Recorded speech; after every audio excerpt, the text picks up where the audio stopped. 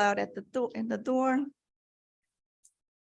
Appreciate everybody being here for this special day. Dr. Alexander, his wife, his son. So I'm Marissa Marquez. I'm one of the residents that trained under Dr. Alexander. So I'm going to give a short introduction to this talk and to our special presenter today, Amy. So when Dr. Alexander has been the program director since, was program director from 1990 to 2016. I came to be a resident here in 94. He's trained hundreds of us. There are people trained at UAB all over the country in many different states.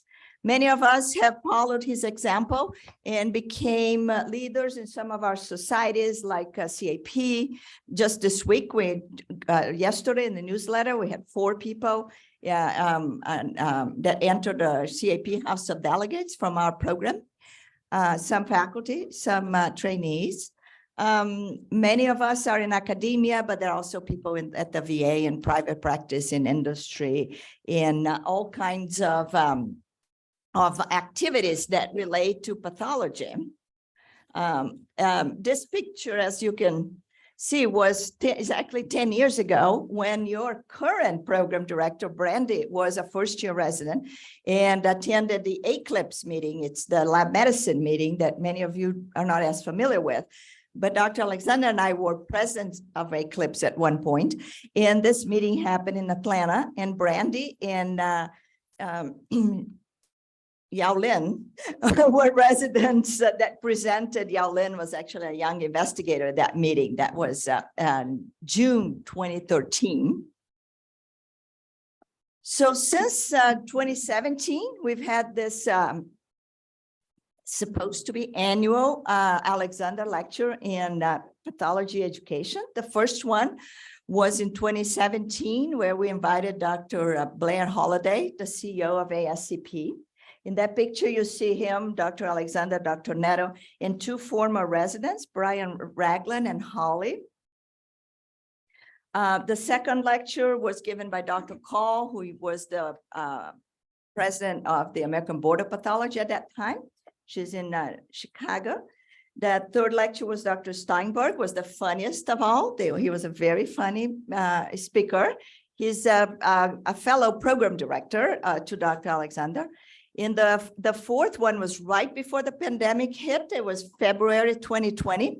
Dan Milner was the ASCP Chief Medical Officer. He is no longer that, but he continues to do amazing things. He is this one in the picture, and he was not a resident with us, but he was a medical student at UAB. He graduated from our program, from our medical school, and he went to do his residency at Harvard, and is very well known throughout the world as a pathologist that is now focused on global health, and was very inspiring. And that group of residents includes several former residents, some that are still here, some that we hope to bring back, like Dr. Shiwei, and Dr. Duncan, and so on and so forth. And then in 2021, we didn't have an award, a lecture for obvious reasons. And in 2022, we had it in June. Dr. Park was our medical student and resident, went to UNC for fellowship and stay there. She's now the program director at UNC. So I'm trying, as the person responsible for putting these lectures together, I'm trying to bring back that people that were here, that trained here, to show and inspire you guys that are here now to do great, different and great things once you finish your training, just like Amy did. So Amy is also a graduate of our program. She graduated from medical school at Duke in 2009. She came to UAB in 2009. She was here for 4 years. Then she had 2 fellowships, the first at UNC in molecular pathology, molecular genetic pathology, then pediatric pathology. Then she went to the University of Colorado, became assistant professor and associate professor of pathology. And luckily, In April of last year, she decided to move, and she's been the chief of pediatric pathology and laboratory medical director of Children's of Alabama. She's very involved nationally in multiple organizations, as you can see here, CAP, COG, SPP, and so on and so forth. But most importantly, she's received several different awards. She was our chief resident from 2012 to 2013, when she worked very closely with Dr. Alexander. And who was your co-resident, Amy? Johnny, that's right. Johnny was your lab medicine and you were AP. I should have known that, check that. She also received this Roger Daniel Baker Award in AP for the best resident in May of 2013, right before she graduated. But look at the next box there. Well, no wonder she's coming to be our resident, our lecturer in resident pathology. While she was in Colorado, she received this award, on the Summit Award, I like that name, for excellence in teaching in the education of pathologists at Colorado for 5 years in a row. I had to count that, 17, 18, 19, 5 years. And then she moved here. So I guess they didn't give you the last year because you left. She also was chosen as one of 40 under 40, which is a major recognition, because there are a lot of 40 and a lot of under 40 very smart pathologists out there. Amy made that list in July of 2019. And in Colorado, she received Provider of the Month at Children's Hospital and Top Doctor from the magazine. So without further ado, this is Amy's time, and we should welcome her with a warm round of applause.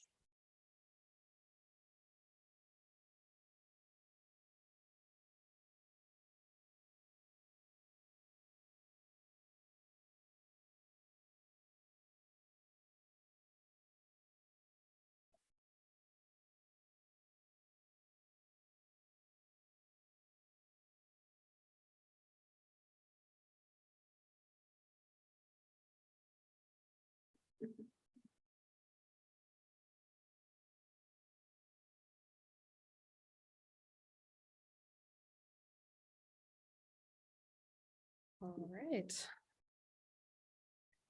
Thank you everyone for coming. Thank you, Dr. Marquez, for that introduction. So my talk today is what I wish I knew in residency, lessons for life and career development. I did want to start with my own words about Dr. Alexander. As Dr. Marquez said, I joined the program and Dr. A recruited me here in 2009. And he was always a huge supporter of the residents. He made sure we had support for research, funding to go to meetings. He made sure we were able to have resident socials outside. And the year I started as chief resident just so happened to be one of the big years that the ACGME changed program requirements. And so we spent quite a bit of time in his office hammering out policies and making sure we were compliant. So Dr. A, I just want to say thank you for everything you've done for residents over the years and for me personally. Okay, so Dr. Marquez already did a little bit of a rundown, but I'm going to do the same with some pictures of where I've been. So just to give you a little bit of context for the things that I'm going to talk about, I want to share some of my experiences and some of the things that I've done. So I started residency here in 2009. Graduated in 2013, so this is a nice 10-year look back for me. These are a few pictures from residency. I swear we did actually do work while we were here. After residency, I went to the University of North Carolina for molecular and Children's Hospital of Philadelphia for pediatric pathology, and then to Colorado, where I joined as an academic pediatric and molecular pathologist. And I wanted to share a quick summary of some of the things I've done. One, because Dr. Marquez asked me to. She wanted you as the residents to see some of the things that someone from your same program has accomplished. And just because I want to give you some context for these real experiences that I'm going to share. And so she already shared some of this, but also while I was in Colorado, I was a medical director of the molecular lab. I spent a lot of time working on the institutional genomic strategy to bring our tumor NGS and inherited NGS in-house. I was involved in numerous hospital committees. I became, towards the end, the program director of the MGP fellowship. As she said, was very involved in resident and fellow teaching. As far as research, I worked on lots of collaborative projects when a clinician was doing a project and needed a pathologist to help with. I did a number of those, as well as some more directed research with renal pathology and pediatric tumors and molecular. One of the big things I've been involved in is the Children's Oncology Group. For those of you who aren't familiar with this is a huge consortium, and it's the group that really drives many of the pediatric clinical trials for various different tumor types. And so I became a member of the renal tumor committee, and then after that became a central reviewer. So I actually get cases of pediatric renal tumors sent to me from all over the country, and I review those for enrollment on these clinical trials. She mentioned some of this other stuff. I'm a reviewer for a few different pathology journals. I've done a book chapter on pediatric renal tumors, and by the end of my time in Colorado, I was promoted to associate professor. And then literally 1 year ago today, I joined Children's of Alabama as the chief of pediatric pathology and the laboratory medical director. At Children's, I continue to do pediatric pathology. I'm extensively involved in lab management. We just made it through our EPIC and Beaker implementation, mostly intact. And I've continued that role in COG and actually expanded. I'm becoming the pathology discipline lead. I've also been involved in the CAP and ICCR pediatric renal tumor checklist. I'm involved in a national project for pediatric cancer whole slide project imaging. So all of that just to say that I've been involved in a diverse kind of type of things in an academic career. The things I'm going to talk about today, some of them are more academically oriented, but a lot of them will apply to any type of job that you go into. So this is my disclaimer. Some of this is going to sound a little bit corny, but sometimes we need to hear the corny, supportive, inspirational stuff. So just bear with me. And when I asked Dr. Marquez what I was supposed to talk about, she said, I don't know, just inspire the residents, show them that they can do big things. So that's that is a lofty goal, but we're going to try. And just to say that, you know, this may be corny, but these are all, as I said, very real experiences. So jumping into the things I wish I had known, imposter syndrome is for real. I don't know how many of you are familiar with imposter syndrome, but this is the concept that you have internal feelings of self-doubt or even that you're incompetent despite true objective external indications to the contrary.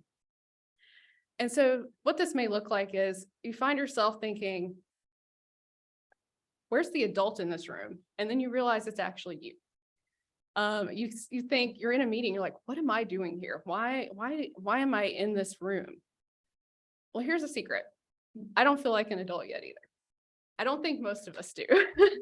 And the truth is, you may never feel like an adult.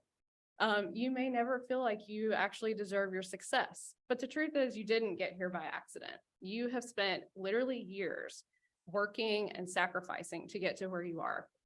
And so we often say, you know, fake it till you make it. And that doesn't mean that you're an actual fraud. It means fake the confidence until you actually reach a point where you believe it yourself. And Twitter actually has some nice hot takes on this. So as a general rule, if you're seriously asking yourself, but what if I'm faking? You're probably not faking. And if you doubt yourself, shouldn't you also doubt your judgment of yourself? When multiple people believe in you, it might be time to believe them. And then if that doesn't work, embrace it. Revel in the fact that you have fooled everyone. My imposter syndrome doesn't scream, I'm a fraud all the time. Sometimes it whispers, the scam is working. So something that comes along with imposter syndrome is sometimes we have to dare to say yes when our first response is to say no. You are going to be faced with opportunities that seem way too big for you. It's too early in your career. You don't think you're good enough for them, and you're going to be inclined to say no because it's uncomfortable. This is something that literally happened to me. So I was about 2 years into practice, and that COG group that I was not yet involved with was looking for an additional central reviewer for the pediatric renal tumors.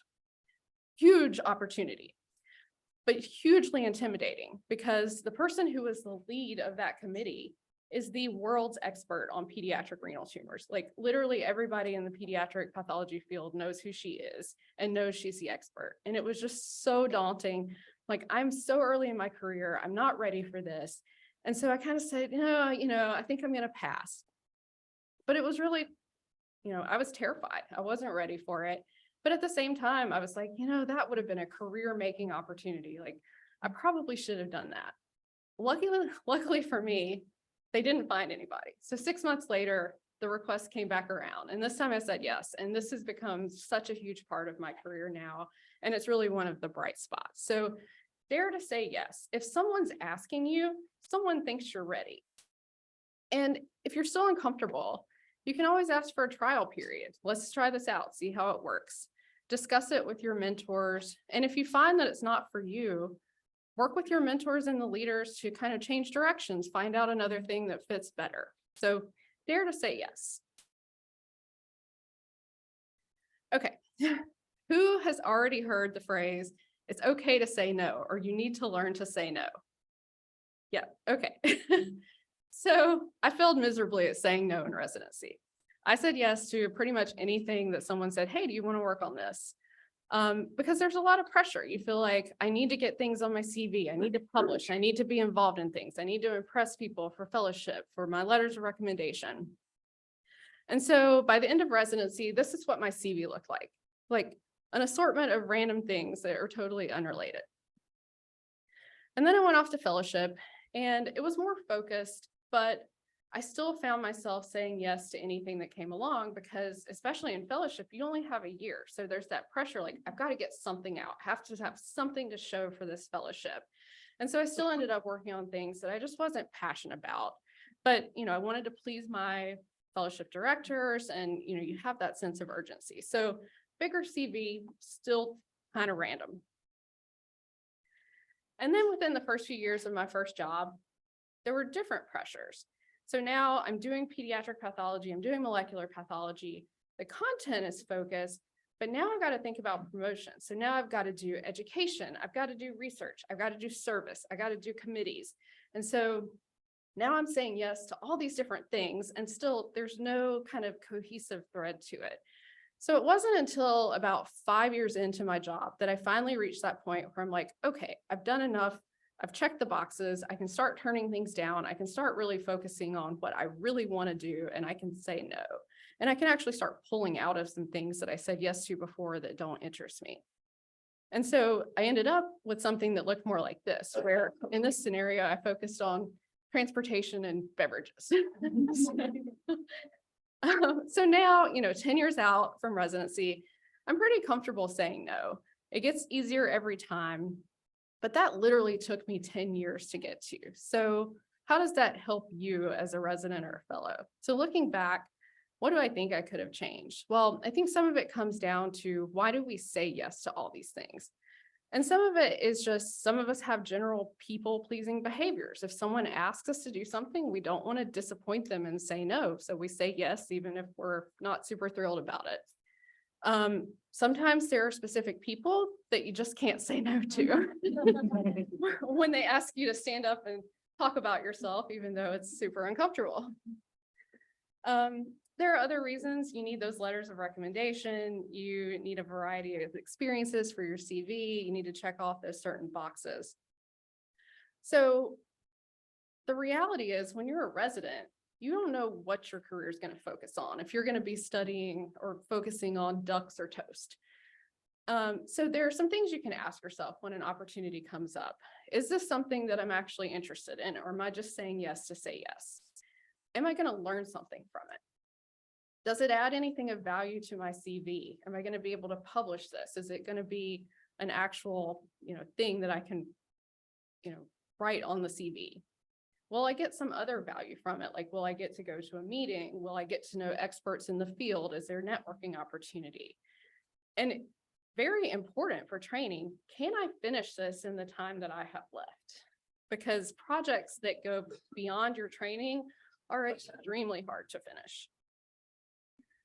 And so I kind of asked what would I do for my younger self? Well, I think I would give myself the language to say no, because I definitely did not have that as a resident or fellow. And so attendings, close your eyes, cover your ears. This is the secret language. So these are some very reasonable things that you can say that will leave people with no hard feelings. So I'm not sure that I can finish that duck project in a reasonable time frame. Can we think about something on a smaller scale? I appreciate your offer to include me in this deserted island project, but I'm already working on a couple of funnel projects and I don't think I'll be able to give this the attention it deserves. I've literally used this one. And the response is, okay, great. Do you know anybody else who might be interested? These are totally legitimate things you can say. Or I'm actually really interested in toast. Do you have anything that might be more related to that? And saying no is a lot easier when you already have things you're working on that you're interested in. So I encourage you, don't say no for the sake of saying no. You're not trying to get out of doing things. You still need to check those boxes. You still need those items on your CV, but try to make an effort to focus or get people to help you find things that will actually serve your interests. And I can tell you, the more interested you are in a project, the more likely it is to be completed and be successful and actually end up on your CV. Okay. So shifting gears a little bit, soft skills are critical. So these are some of the soft skills. Some of these we think of, these are the kind of touchy-feely things. They're things that are beyond just your competence as a pathologist.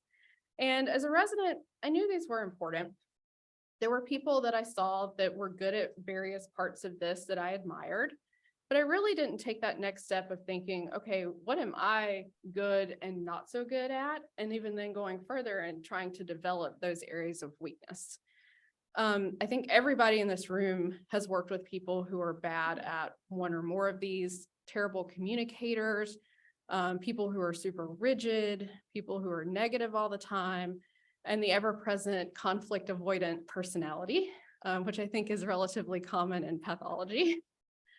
And so even as an attending, I really didn't do any formal training in these beyond just when they were mentioned in some general kind of leadership, professional development things until I had the worst meeting of my life.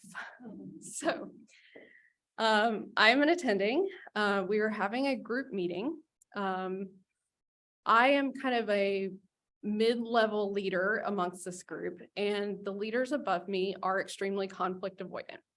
And there are some tensions in this group that they have allowed to simmer for a while.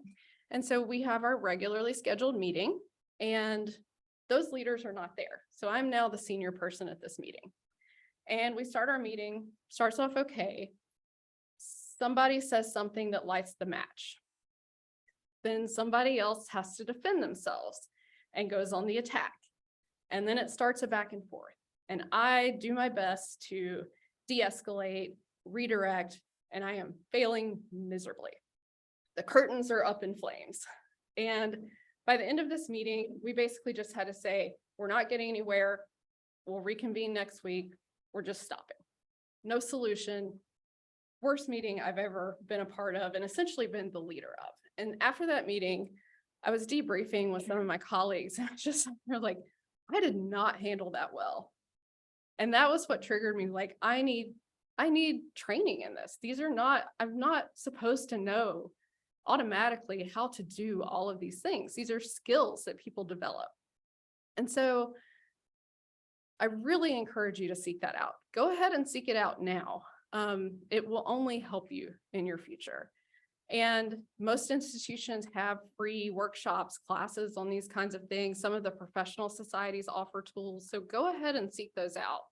And if you're not sure which area to start, think about what makes you uncomfortable. What interactions are uncomfortable for you? What kinds of things do you avoid? And that's the place that you should start your first focus. Okay. So as you're going out and applying for fellowships and jobs, you need to be prepared to sell yourself. And I did not appreciate how important documentation of the things that I have done would become. Document everything you can on your CV. There are some things that are not appropriate for a CV, but get some guidance from some mentors and identify what should and shouldn't be there. But document as much as you can. This is the only thing, in addition to maybe a personal statement, that a prospective employer is going to see. And then once you get a job, if you're in an academic career for promotion, it goes even deeper. So you probably haven't even started thinking about that yet. And it's going to be overwhelming for me to say this, but when you start looking into promotion criteria, they are extensive and you have to document everything. I am talking pages upon pages upon pages of documentation of what you did, why it was important, and your future goals. And so I encourage you to keep your CV up to date. Work on it. Like every time you have something new, update your CV, keep it going. And also start making a log of things that you do that may not fit on the CV, but are accomplishments. So these are often things like quality improvement, collaborative things with other specialties that don't have, it's not an official committee, it doesn't have an official title, but it had a positive outcome. And that's something that could potentially go on your in your future promotion stuff.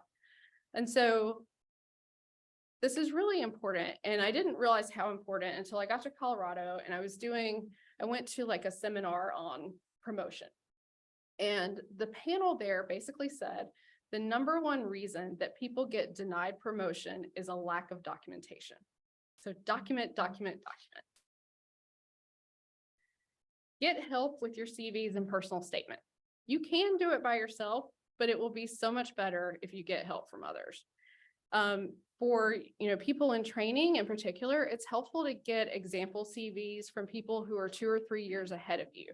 So you can see kind of what am I striving for? Because if you try to take Dr. Reddy's CV and make it apply to you, you're not going to get there. But take somebody who's 2, 3 years out ahead of you and look at what you're trying to get to. Use that as an example. Ask multiple people to look over it for both format and content. Personal statements in particular can be extremely challenging. I think some people are better at talking about themselves than others. And as a previous fellowship director, some people's personal statements are really awful. Please, please, please have other people look at them. Go to people you trust, go to other fellowship directors, your residency director, get additional outside opinions, because I can tell you people do make snap judgments based on those personal statements, and you want it to be as solid as you can make it. Okay. And the last one in this part is apply for things, even if it feels like a long shot. So I think many of us have looked at some kind of call for applications and you say, that looks interesting, but I probably wouldn't get it. I really don't meet all of these criteria. So I'm just not going to apply. Well, especially for jobs and kind of leadership roles and things like that, don't assume you won't get it if you don't meet 100% of the criteria. You don't know what the other applicant pool is looking like, and you don't know what their most important criteria are. There's also actually value in applying and interviewing, even if you don't get the position. By doing that, you become more familiar with the process, and the people who are evaluating those applications, they get to know you on paper at least. They're going to know your name if it comes up again. They're going to know that you've been interested in this over time and you actually are genuinely interested. Interviewing is a really important opportunity because interviewing is networking. This is now a group of people who you've met in person or maybe even over Zoom that now knows your face, they know your name, you've had a conversation, they know your background. Those are people you've just added to the growing list of people who know who you are. And it's also important because if you show you're interested in something, a leadership role, something like that, even if you don't get it, they may think of you next time something comes up, or they may keep you in mind for something that's more suited to you. This one is a little bit related to some of the things we've already talked about, but I think it's important to go ahead in residency and start to think about what success means to you. Everybody has their own version of success. I will say in residency, mine was not well thought out. Like okay, go to fellowship. I know what fellowships I'm doing, do those, get a job doing that kind of work, do pathology. That was kind of about as far as it went. Vague thought of, maybe at some point get into a leadership position. But that was, I just didn't spend time kind of thinking about what I really wanted out of, my short-term or long-term career. And I challenge you to start thinking about that for yourself. Are your priorities money, title, prestige, your job focus? I want to be able to do just breast pathology, stability, location. I only want to be in this part of the country or only in this city. And as a trainee, nobody expects you to be able to predict what your version of success is going to be, 10, 15, 20 years out. But the sooner you can think about what success looks like in the short term for you, you can start making those intentional decisions about which things you get involved with as a trainee and which things you let pass. And that's the sooner that you'll get to narrow it down from ducks and toasts and scissors to waterfowl of the Eastern Seaboard. Okay, this one doesn't have a funny cartoon or anything because this one's kind of serious, but you will make mistakes. It is not if, it is when. It is going to happen at some point in your career. We're human. We are going to make mistakes. And these may very well have an impact on a patient. And it can be a very real impact on a patient, and these may be upsetting. And so if and when this happens, I encourage you to take some time to process it. Sit down, think about it, think through what happened, work with a mentor, work with your leaders to talk through it. Think about, why did this happen? Do your own kind of assessment of the situation and think about if there's anything you can do to prevent the same mistake in the future. I think all of us who have already made mistakes carry those with us. I have one in particular from, I was probably 4 years into practice. And there was a child who had a tumor biopsy, and I called it something benign, and the mass continued to grow. They went back and took it out, and it was something horribly malignant. And it was kind of the problem with the diagnosis was there was a lot of inflammation, and so the biopsy was a difficult diagnosis. But looking back, the features were there. I did all the right things. I showed it to someone else before I signed it out. They agreed with me. I did immunostains. They were nonspecific. And so even in a situation where you go back and you're like, okay, I can defend this in court, that doesn't make you feel any better. I felt horrible about that.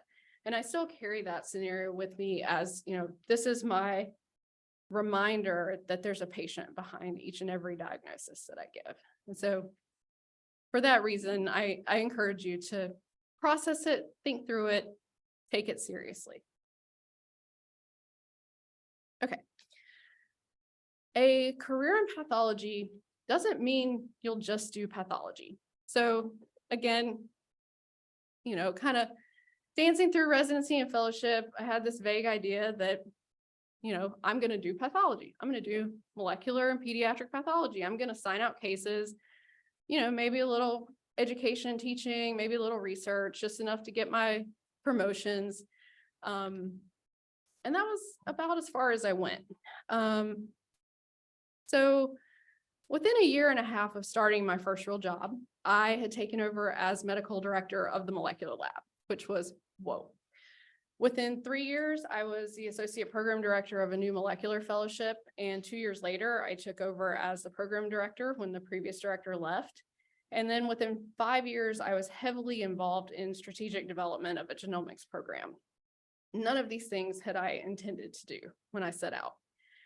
At this point, I was also doing a lot of teaching, more than I had anticipated. And with all this other stuff going on, I was doing less and less pediatric pathology than I really wanted. And so some of these things continued to be enjoyable and fulfilling, and some of them actually started to feel like a chore.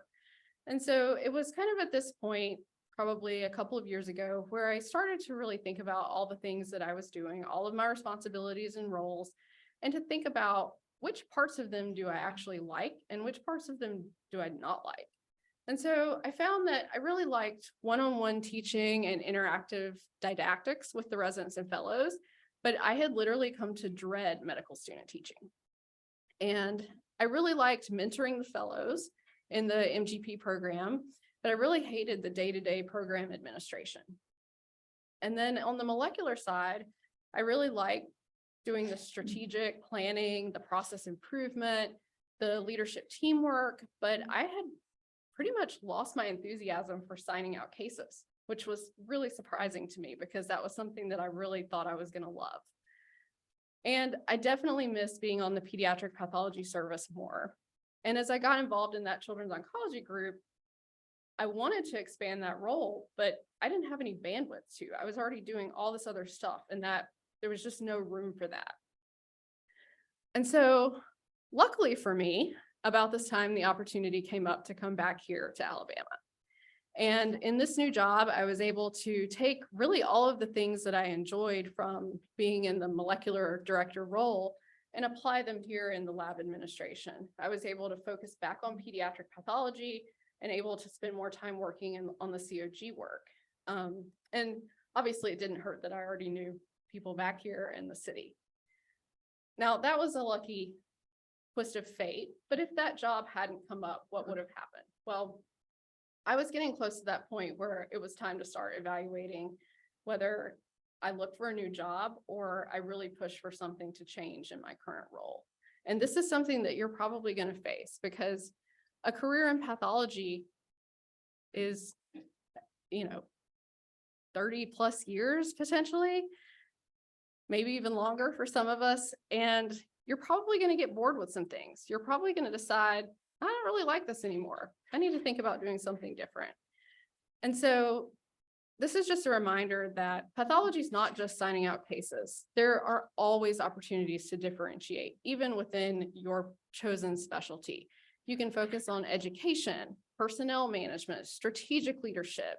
Quality and safety is a huge growing area, informatics and more. And so I encourage you to start the habit of thinking about what you like and what you don't like and why. What are the things that you start to kind of avoid doing? Actually take some time to consider that. That way you can make changes to your trajectory before you crash and burn out. All right. So whether or not you have leadership goals, you may find yourself being an accidental leader. There's a couple of versions of this that I have personal experience with. One of those is when something comes open, there's no one available, no one with the right experience to fill it, and you're the only one there. So you kind of get tapped to do it. And this is well, if nobody else is going to do it, I guess I will. And so this is how I ended up as medical director of the molecular lab. Our lab was moving towards more NGS, and I was the only one who had recent MGP training, and so I was the only one who was qualified to do it. And so I took that on. And ultimately, though it wasn't my passion, we ended up with some amazing accomplishments, and I'm extremely proud of everything that we did while I was the director there. The second way to become kind of an accidental leader is when you're the kind of person who has opinions with a capital O. And these are the people who tend to say, I don't really want a leadership role, but I really want to have a say in what happens. Or I think my ideas are better than theirs. Well, if you keep saying stuff like that, people are going to say, well, then you do it. So this came about for me in a number of ways. And usually these were scenarios where there was some kind of process that was broken and nobody was paying attention to it. Nobody was working on it. And so I said, okay, well, I guess I'll work on it. And that ultimately turned into me becoming the point person for that area. And so these are areas and scenarios where sometimes you act like a leader before you get the title.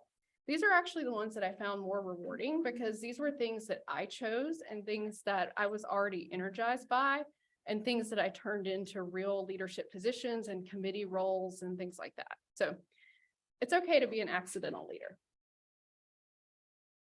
Okay. So we've talked a lot about how you navigate through careers, and mentors are always a big part of navigating a career. Hopefully you'll have support from a lot of different mentors throughout your career. When I was a resident, my concept of a mentor was like extremely formal. So it's like, okay, I have this one mentor. We're going to meet like once a month. We're going to sit down. We're going to talk about my career. And that was that formal mentorship. In reality, it's so much more casual than that. Literally any conversation where someone offers you guidance is mentorship. And when someone's handing you that for free, those are the people that you should seek out and get more from, because they're likely to give it. You probably will have formally assigned mentors in your future, but you're probably going to need different mentors for different parts of your career. Some of these are going to be temporary and very focused on a specific job role, and some will endure across your entire career. And some of these you're going to seek out because they're an expert in their field or you really admire them, and some will just be senior colleagues who have good wisdom to share. And so your mentors may be different for various different needs. Some are going to be very practical, like the practice of pathology. Who's the person that you reach out to and say, hey, I have this weird case. Hey, how are you using this new stain or this new molecular marker? Some are going to be a little bit more career oriented, so career development, the people you talk through new opportunities with. Some are going to be leadership, like how do you handle this really difficult situation that came up in the lab? Some are research, some people have a really good eye for picking out what's going to be a successful research project and what's something that you can pass on. And then some of them are going to be more emotional and personal. So, how do you navigate a work-life balance in a busy academic environment? And through all of these relationships, the more you nurture them, the more you'll get back out of them. And so I just wanted to highlight a few of my mentors across my training and career. Some are from residency, some from fellowship, some from my first job, some from here, and some from committees. And I also want to highlight that your peers can be your mentors too. I have this whole group of people that I rely on that are at a similar place in their career as I am. They're seeing similar challenges, similar milestones. These are people who may have experienced something that I haven't yet, but they're going to have other shared experiences that makes their opinion really valuable to me. Sometimes they're just people that you can vent to that get it. And so I have peer mentors going back as far as med school, residency, committees I've worked on, fellowships, prior colleagues, and these are all people that I've called on at one point or another. And these are all relationships that I nurture. When I see these people at meetings, we're definitely going to go get lunch or coffee or a drink or something. So again, nurture those relationships. I cannot emphasize enough how important this group is. Okay. So pay attention to who you want to be when you grow up. So what do I mean by that? Well, there's this other set of influential people in my life who really aren't quite mentors. I call them kind of undercover mentors. These are the people that I watch and admire. I don't actually sit down and say, how do you do this? But I watch them and I let them lead me by example. This can be as simple as like, oh, I really like how this attending signs out this kind of case. And you take that with you and put it in your pocket. Or it could be how they talk to clinicians. Again, you're like, I like that example. I'm going to take that and put it in my pocket. It could be their teaching methods. It can be how they work with the support staff. And my biggest example of this is in Colorado, the operational director of the hospital labs was this woman who had the most amazing, calm and collected demeanor when there was a literal dumpster fire in front of her. And so I admired that so much because she approached everything with this like gentle firmness, and she treated everyone with respect, and she was just such a great role model. And so we would always joke that I want to be Whitney when I grow up. So these are the people that you want to be when you grow up. And you never grow up, so you can always have people you want to be when you grow up.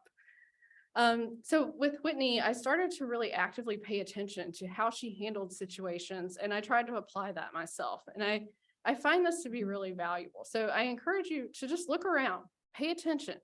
Who does things in a way that you like, that you want to emulate? And if you do this, you can kind of borrow things from different people and turn yourself into the pathologist that you want to be. Okay. I want to say a little bit about networking, and that networking may not be what you think. I am the most intro of introverts. And so just looking at these pictures like makes me anxious and exhausted. And so when I was a resident, again, I had this concept of networking that was so formal. It's like, okay, you go to a meeting, you've got your business cards, you find this one person that you want to talk to, you meet them, you introduce yourself, you give them your business card. And then I really wasn't sure what the next step was. That was my concept of networking. So that's not really the reality. And there was also this concept of like, this person has a target on their head and I've got to find them. That is my sole mission for being at this meeting. I have to talk to this program director at all costs. And so that's not really accurate. The reality is that networking is literally everyone new that you meet. And that includes other trainees. And so it is fine to seek out attendings at meetings. It can be valuable to introduce yourself to prospective program directors or people that you might work for in the future, but seek out the other trainees. Look at who's presenting from institutions that you're interested in and go to their posters. Ask them how they like their program. Ask them what it's like to work there. If you do have those specific attending targets, talk to your attendings that are attending the meeting and see if they know them or know someone who might know them that can introduce you. It's always easier to have someone who knows them introduce you than it is to just walk up and say, hi, I'm so. And I will say that having someone who knew someone introduce me was the way that I ended up in Colorado. I met someone at a meeting, or I knew I wanted to talk to them, and I asked my program director, do you know them? And she said, yes, I do. Let me introduce you. And then we started communicating, and that ultimately ended in a job. So this is really valuable. And I will say, attendings out there, I think we forget how daunting and overwhelming these national meetings can be. So check in with your residents and see if there's anybody that they want to meet that you can help introduce them to. And then if networking is still really difficult for you, I recommend getting an emotional support extrovert if you're a super introvert like myself. So emotional support extroverts are those people that can start a conversation with anybody. And they're the ones that are going to make you go out to that dinner or go out for drinks or karaoke when you would really rather just be by yourself in the hotel room. But those situations are the most low stress and easiest places to get to know people that you may have never met before. So every year at the Society for Pediatric Pathology meeting, the division director at the Children's Hospital of Philadelphia takes out everyone who has ever been at CHOP or anything, and anyone else who's standing in the general vicinity. And he takes everyone out to a bar and he buys the drinks. And it's this amazing opportunity to get to know people. It's still amazing for me as an attending. I get to meet people from other places who I've never met before. And he brings trainees. And so it's an opportunity for the trainees to meet these people in a low stress environment. So please take opportunities or take advantage of those opportunities, because all of that is networking. Okay, so this is my last little segment, and this is one of the most important ones. Pathology is a small world. It is a super small world. When you get down to just academic pathology or specific subspecialties, it is even smaller. Like pediatric pathology is the tiniest world. Everyone knows everyone. And this can be a benefit or it can be not a benefit. Because when you apply to a job, you need to assume that the first person who gets your application, they're going to ask anybody else in their group, if they know you. And if they say no, they might say, I don't know them, but I know a couple people at that institution. Let me call them. So they're going to start making phone calls. They're going to start text messaging. They're going to start emailing. They're going to call attendings. They're going to call PAs. They're going to call histotechs. They're going to call literally anyone they know at that institution to get the dirt on you. You have to assume that you have eyes on you at all times. And when you apply for jobs, people are going to start asking about you. It does not matter if you put people down as an official reference. The text messages start immediately. And over years, as people move around and change jobs, you may actually not know who knows who you are and who has connections. So I encourage you from fellowship all the way through, carry yourself and behave as if someone is always watching. That will have a future impact on your career. And I think one of the hardest things, and something that I have seen happen, is that trainees are so focused on impressing their attendings because those are the ones who are writing the letters and those are the ones who they think are the decision makers, that they sometimes forget how their behavior towards other staff can impact their career. And you may think this is obvious, that treating people with respect and, just being a good human is obvious, but I will tell you from experience that it is not. I have literally seen someone lose a job because of how they behave towards their support staff. So please carry that with you.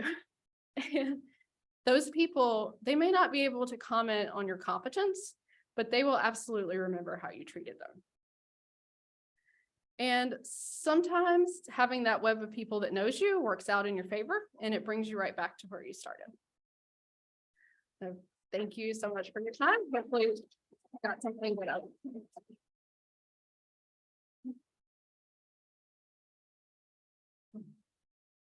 I need to stand up. This is amazing, and I know I've been out for a while.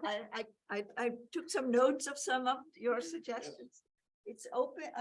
Let's open for questions. Comments. So I'm a second year, about to be a third year. You talked a lot about, the practice, the constant practice, like do X, do Y, just, have the different, emojis everywhere. Yeah. I think like for when I was applying or when I am applying to fellowships, it's really hard to know what to include, what not. And it's also like, well, I'm told to only include everything after I graduated med school, but you have so much more time in med school and college. So how do you like kind of work on that and kind of come to terms with that, and how's that viewed? And I think it depends on who you talk to. Some people have different takes on what should be included at what point in your career. But I think kind of the guiding principle is that the farther removed you are from it, the more important it should be if you include it.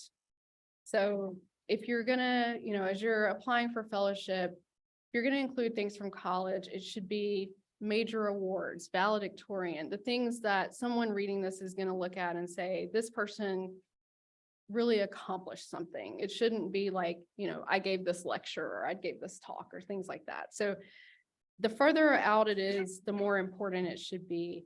And as I mentioned, your CV is a living document. So as you advance, your CV advances and you start dropping those things off. So, at some point, probably, once you're applying for your first real job, you're probably going to drop most of that med school stuff or most of that, you're not going to have any undergrad stuff on there. It's going to be the big things from med school, all of the stuff from residency and fellowship. So it's just kind of a gradual shift, and it's just going to depend on how big and impactful things are, whether or not to include them. And there's no right answer. No one's going to look at it and be like, oh, she included that award from whenever and put you in the no pile.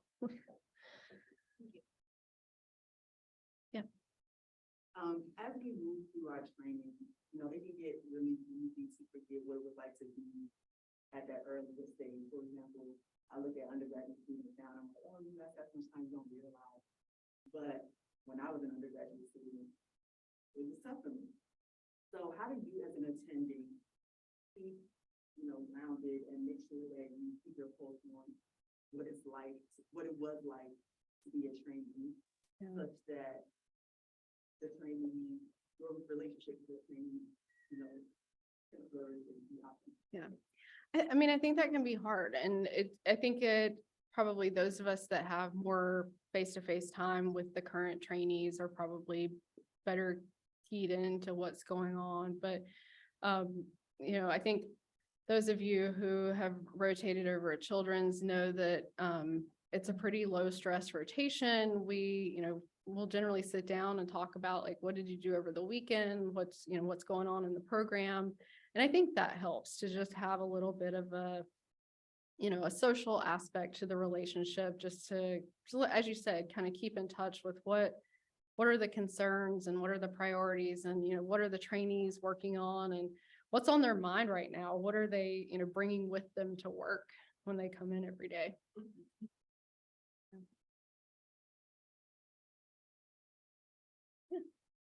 I took a lot of notes too. I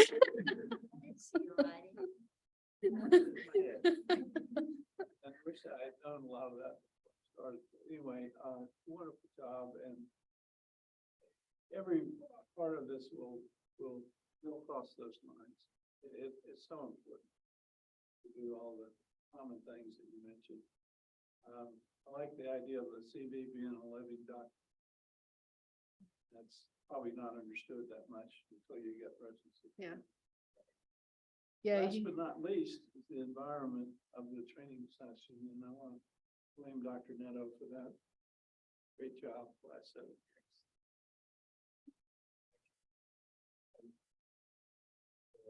Amazing talk.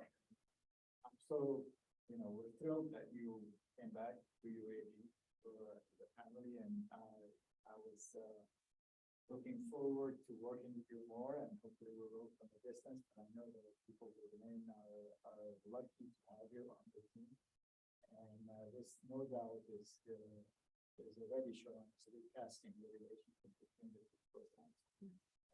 Which was one of the things that I, for the longest time, here to achieve for a variety of reasons. So hopefully the next chief will tap into this open arm mentality that you have. This will be a great resource not only for the residents, but for our junior faculty and faculty employers. And not just in the molecular aspect. I know we don't like sign-outs, so we want to use sign-outs, but that's as we embark on this joint venture with faculty that are better than others. Your leadership, inspirational leadership, and the way you passed it, it's amazing. I just want to bring to your attention that there are a lot of resources that you mentioned, societies and stuff. We're so good at this, blending people, and depending on the level of training, level of career, and the leadership development, and all the so-called soft skills. I thought some of the ones you listed were not soft skills. These are leadership skills that I need, that I fully understand, and I think we forget about the soft skills, and they can be our Achilles skill. It's so a lot of what you said applies to junior faculty, and we've been trying or continue to try to it's never too early to learn leadership development, even if you're not going to be a leader, because you soft skills how to in your career. But I think one thing is to explore with the leadership development office here, how can you start doing some of that for training? I'm not sure that's open right now, but as we're increasing capacity, that's something that should be considered, at least for maybe.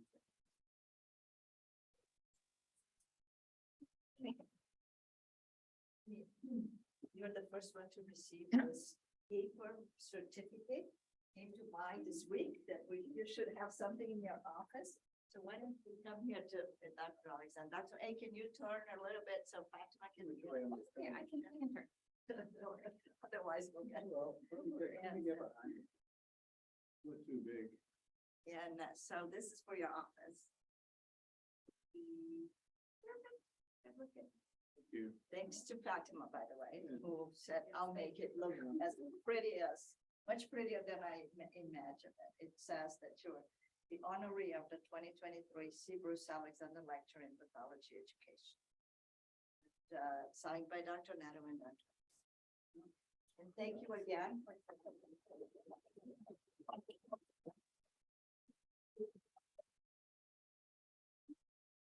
It didn't go up that I could. It's on call, so. So you see Ginny here? Big rep? You got the pathology. We gotta do this. Mail, if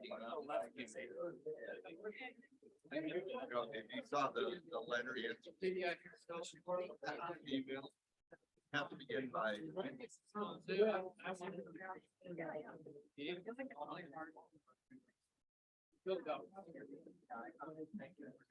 That just.